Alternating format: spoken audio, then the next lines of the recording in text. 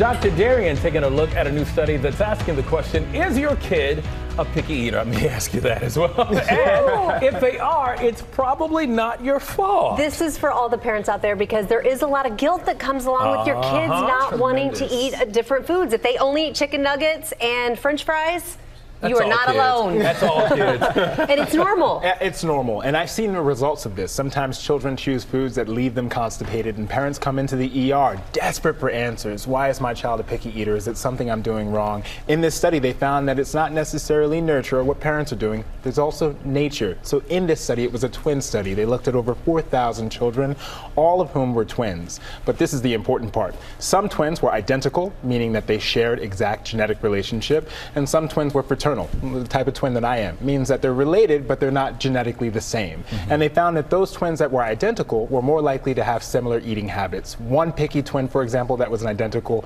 more likely to have their identical twin who was a picky eater, as opposed to fraternal twins who were not identical. What does this tell us? That picky eating is more likely associated to a genetic association. Parents might often say, hey, when I was a kid, I was a picky eater, or when dad was a kid, he was a picky eater. The next question is, when does this stop? It seems as though it peaks around the age of 7 years old, which I think is so helpful and informative. As you said, hopefully this leaves parents not blaming themselves. And this is really fascinating because you say that you have to introduce a food 15 times, which I would have never realized. I'll give it to them 3, 4, or 5 times and then say, you know what, it's not for them. Oh no, you got to keep going. Yeah. You got to keep going. You got to keep going. Says the one who doesn't have any kids. You got to keep going. Well, this is what I learned from an occupational therapist. Oftentimes we give up, or parents give up. After the 3rd or 5th time, introducing 8 to 15 times is what's needed. All right, the doctor has spoken.